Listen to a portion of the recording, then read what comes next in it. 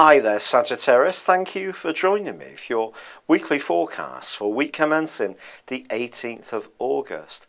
Over the last weeks, there's been a tremendous focus on the key characteristics of your sign, which is your love of anything which is new, interesting, stimulating.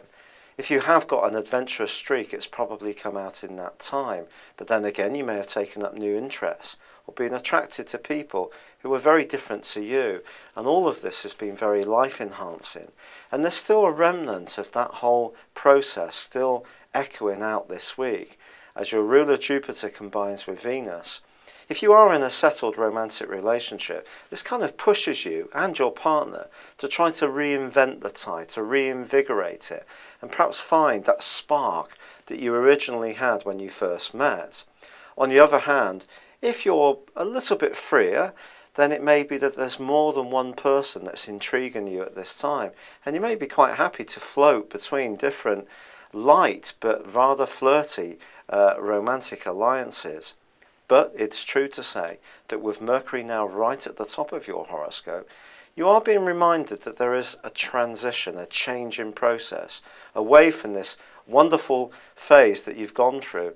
And there's a reminder that responsibilities and obligations cannot be forgotten. And in fact, they're going to increase as this week draws to a close.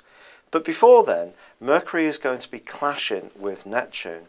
And if there is somebody in your situation that you encounter who comes from a different generation or age group to you, you may find yourselves just frankly not understanding where the other is coming from. Now, this could be more within the family, it could be more in a professional situation.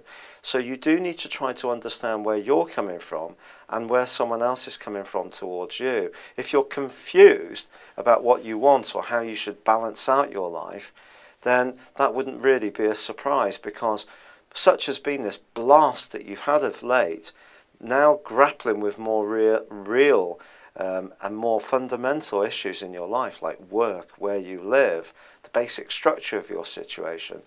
Also, more orthodox demands from other people, maybe something that jars somewhat. And also Venus then goes on to square up with Saturn and also Mars, which themselves get into a conjunction in the latter part of this week.